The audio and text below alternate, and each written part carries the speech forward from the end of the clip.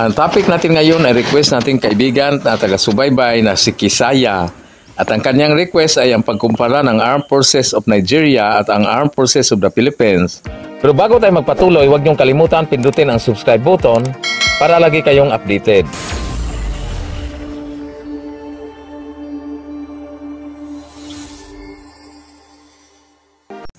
At gaya sa request ng ating kaibigan na si Kisaya ang pagkumpara ng Nigerian at Armed Forces of the Philippines, pero unahin natin ang pagkumpara ang ekonomiya ng dalawang bansa, kung sino ang mas mayaman.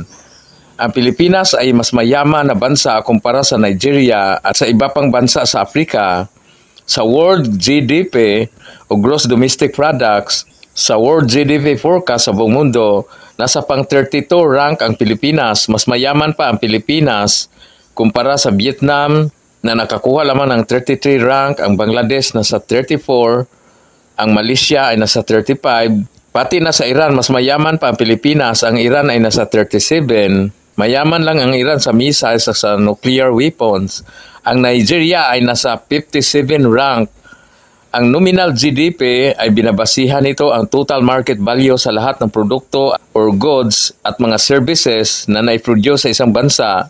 Ito ay isinusukat sa kasalukuyang presyo without adjusting for inflation. Pero kung ikumpara natin ang Armed Forces ng Nigeria at Pilipinas, at medyo nakalamang lang ang Nigeria sa kanilang army o ground forces.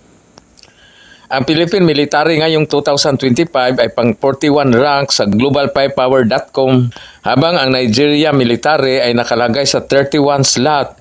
Matindi. Hindi pa ito nagbibigay ng litso, nasa 31 na. 10 hakbang ang diferensya. Ngayon, titingnan natin ang Nigerian Armed Forces kung bakit nasa 31 ranking sila sa global5power.com. Ang Nigerian Armed Forces ay binuo ng Nigerian Army, Navy at Air Force. Ang Nigerian Armed Forces ay may active personnel na abot sa 230,000, habang ang Armed Forces of the Philippines ay nasa 150,000 lamang active personnel. Mahigit sa kalahati ang diferensya. At sa military budget naman, ang Nigeria ngayong 2025 ay may budget na $3 billion, habang ang Armed Forces of the Philippines na mas kaunti lang ang active personnel, ibig sabihin kaunti lang sinisilduhan, ay may military budget na umabot sa halos $6 billion, na ibig sabihin mahigit sa kalahati ang diferensya ng budget ng Nigeria at Pilipinas. Ngayon punta tayo sa Nigerian Army. Ang Nigerian Army ay may 25 units na BT-4 main battle tank na galing sa China, at mayroon pa ang Nigerian Army na 41 units na T-72 main battle tank na galing sa Russia. At mayroon pa ang Nigerian Army na T-54 MBT o main battle tank na 100 units na galing sa Russia. At mayroon pa silang 172 units na Biker main battle tank na galing sa UK. In total, mayroong 348 main battle tank ang Nigeria. At ang Pilipinas naman, alam nyo na, puro light. Mayroong 18 units na Sabra light tank ang Philippine Army. Ngayon, punta naman tayo sa MLRS. Ang Nigerian Army ay mayroong 25 batteries of APR-40 MLRS na galing sa Romania. At mayroon pa ang Nigerian Army na 5 batteries of BM-21 Grad MLRS na galing sa Russia. At mayroon pa ang Nigerian Army na 7 na batteries na RM-70 MLRS na galing sa Czech Republic. In total, mayroong 37 MLRS batteries ang Nigerian Army. Ang Philippine Army ay 0, walang MLRS kahit isa. Ang mayroon lang ay ML.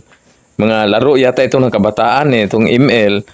At sa air defense naman, mayroong 48 units na Blue Pipe surface-to-air missiles ang Nigerian Army na galing sa UK. Mayroon pa ang Nigerian Army na 16 batteries of Roland surface-to-air missiles na galing sa France. At ang dami din nilang manpads, mahigit sa 100, galing lahat sa Russia. Ang Pilipinas naman ay may 3 batteries na Spider air defense system na galing sa Israel. Kaso lang 3 lang eh. Wala pang manpads ang Philippine Army. Ngayon punta tayo sa Nigerian Air Force. Itong Nigerian Air Force ay medyo match ito sa Philippine Air Force. Ang Nigerian Air Force ay mayroon lang silang 3 units na multi-role fighter. Ito ang JF-17 Thunder na galing sa China. Alam nyo na, ang makina nito rakal eh. Ang Nigerian Air Force ay gumagaya din ng Philippine Air Force. Kasi ang kanilang mga trainer aircraft ay ginawa rin nilang attack aircraft gaya ng Alpha Jet na galing sa France. Mayroon silang 15 na units. At marami din ang Nigerian Air Force na mga light attack aircraft o light combat aircraft. Mayroon silang 24 units na M34S Master na gawa ng Italy. At mayroon din ang Nigerian Air Force na 8 unit na Chengdu J7 fighter jet na galing sa China. At ito pa ang maganda, nung nalaman ng Nigerian Air Force na bumili ang Pilipinas ng 6 na units na Super Tucano, bumili din sila ng 12 units na Super Tucano. Ang total combat aircraft ng Philippine Air Force ay 17 units lamang. Ito ang 11 units na FA-50 at 6 na units na Super Tucano. Pero sa tingin ko mas powerful ang Philippine Air Force, lalo na mayroon pang parating na another 12 units na FA-50 na galing sa South Korea. Ang Nigerian Air Force ay 3 lang ang kanilang multi-role fighter at ang marami lang sa kanila ay Super Tucano. At mas lalo na ang Navy, no? Kung titingnan natin ang Nigerian Navy, ay mas powerful pa ang Philippine Navy. Ang Nigerian Navy ay mayroon lamang silang isang frigate at nilagyan na lang ito ng kaunting missiles. Ito yung NHS Arado na nakomisyon noong 1982. Medyo luma na ito. Galing ito sa Germany. Mayroon din silang Hamilton-class cutter ang Nigerian Navy dahil gumaya sila sa Philippine Navy. Ang Philippine Navy, mayroon tayong BRP Gregorio del Pilar. Ganon din ang Norwegian Navy, mayroon din sila pero isang piraso lang. At ang armas yata nito ay puro dibumba or airgun. Kaya kung titingnan natin, mas powerful ang Philippine Navy dahil mayroong 2 missile-guided frigates, ang Jose Rizal class, at mayroon pang 2 bagong missiles corvette na biglang naging frigates at ngayon naging corvette na naman. Ang gulo Pero mas powerful ang Philippine Navy kumpara sa Nigerian Navy. Sa Army lang nakalamang ang Nigeria dahil mas marami ang kanilang MLRS. Pero mahina ang Air Force ng Nigeria dahil ang makina ng kanilang MRF ay puro Rakal at Ruse. Ngayon, ang tanong, bakit mataas ang ranggo ng Nigerian sa globalfirepower.com? Ikaw ba naman ang magbigay ng 5 litson taon-taon kung hindi ba aakyat ang ranking mo?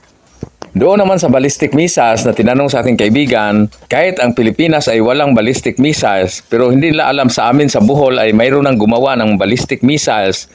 At mura lang ang presyo nito, tag 1,000 lang yata bawat isang missiles Tingnan nyo ito.